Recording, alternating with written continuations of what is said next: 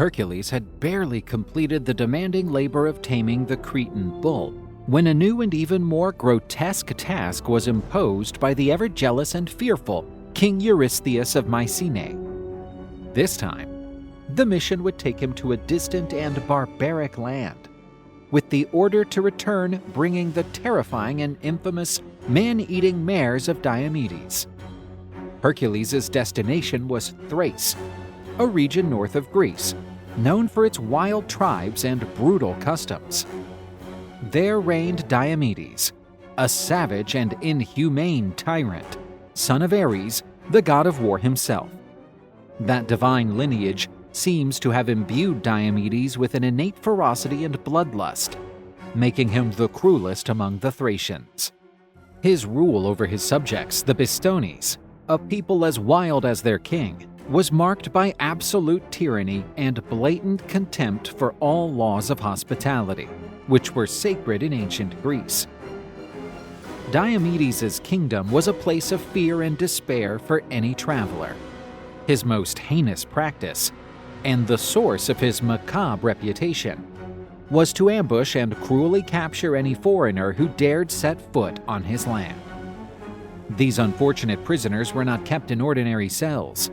They were dragged to the royal stable, a stage of unspeakable horrors. There, chained by massive iron shackles forged to contain their power and uncontrollable ferocity, lived the powerful Mares of Diomedes. They were no mere horses. They were true monsters. Their coats were coarse and dark. Their eyes burned with insatiable hunger. And their teeth were unnaturally large and sharp, suited for a diet far beyond anything natural. Long ago, these beasts had abandoned any taste for oats or grain, developing a terrifying and unnatural craving for human flesh. Legend held that their twisted appetite was a reflection of their master's own sadism. With barbarity that shocked even the most savage, Diomedes personally threw captured visitors, defenseless and terrified, into the stables to be devoured by his terrible equines. The victims' screams echoed through the stables, a soundtrack of horror for the king and a feast for his beasts, who devoured them mercilessly, leaving only bleached bones and the foul stench of blood and fear.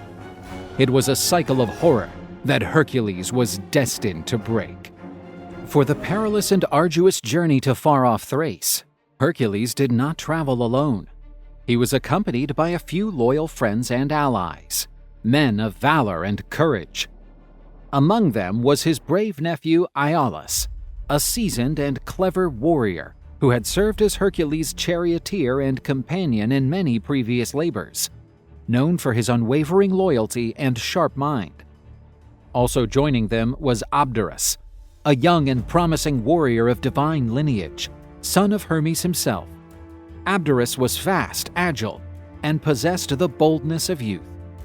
Together, they would face the dangers of the road and the cruelty of King Diomedes. Upon reaching the outskirts of Diomedes' realm, Hercules and his companions quickly learned of the unspeakable atrocities committed by the king. Stories of disappearing travelers and whispered tales of the man-eating mares swiftly reached the hero's ears. The violation of Xenia, the sacred law of hospitality, a divine command imposed by Zeus himself, was a grave affront to the cosmic order and to human decency. For Hercules, as Zeus's son, such a transgression was not only a crime, but a direct challenge to his father's authority and to the moral principles he, however imperfectly, sought to uphold. As Hercules and his group approached, King Diomedes, alerted to the arrival of new visitors, wasted no time. With his personal guard of Bistonian warriors, just as savage as their leader, Diomedes set out with the sadistic intent to offer new victims to his hungry mares. Confident in their numerical advantage and infamous reputation, the king and his guards attacked Hercules and his companions. But what they expected to be an easy capture turned into a massacre for the Thracians, Hercules, with his legendary strength and unmatched combat skill, dismantled the royal guard with striking ease. His blows fell like thunder, his club cleared a path through the enemies, and his mere presence radiated the aura of invincible power. Diomedes' soldiers, used to terrorizing peasants and defenseless travelers, were no match for the divine fury of a demigod.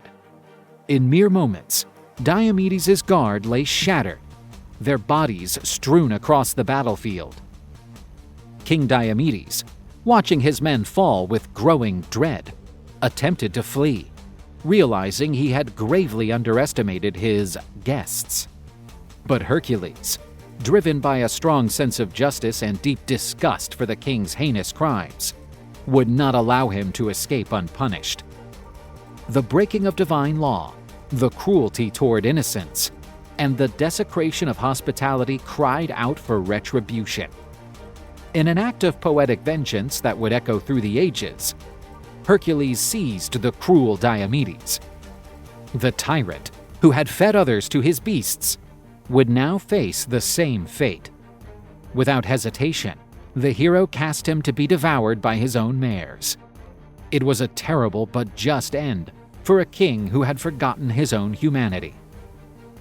The mares, ravenous, tore into their former master, a gruesome feast that served as the darkest form of justice. With Diomedes dead, and the mares temporarily sated by their grotesque meal, the creatures were visibly calmer and more manageable. Hercules, with his mastery and fearless audacity, seized the moment to tame them. He managed to place them under reins, and with some difficulty, but no longer facing their initial savagery, led them to his ship, preparing for the journey back to Mycenae. However, peace did not last long. News of Diomedes' death and the defeat of his guards spread quickly, and more Thracian soldiers, angry and vengeful over their king's fall, gathered from all directions, forming a new and even greater force. Realizing the imminent danger of another massive battle, Hercules acted swiftly. He asked Abderus to hold the mares and keep them under control, while he and Iolaus launched themselves into combat against the new attackers. Abderus, proud of the hero's trust, accepted the task without hesitation, gripping the reins with all his strength. The battle was fierce, but the Thracian warriors again proved no match for the overwhelming power of Hercules and the clever tactics of Iolaus. The demigod and his nephew fought with the ferocity of lions, scattering and defeating the enemy, just as they had in previous confrontations. But when Hercules returned to the mares, after the dust of battle had settled, he was met with a tragic and chilling scene that froze his heart. Abderus was dead. The young and promising warrior lay lifeless, and the mares, having reverted to their savage man-eating nature in the absence of Hercules' dominating presence, had feasted on him. Though recently fed with Diomedes' flesh, their primitive instincts and defining ferocity had prevailed. The loss of Abderus was a heavy blow to Hercules. He bitterly mourned the death of his young and loyal friend, burdened by the guilt of having left him alone with the beasts. In a gesture of profound grief and eternal tribute, Hercules buried Abderus with full honors as a warrior and declared that a new city would be founded at the site of his tomb, Abdera. This city would stand as a living monument to the young hero's sacrifice and to the friendship that had bound him to Hercules.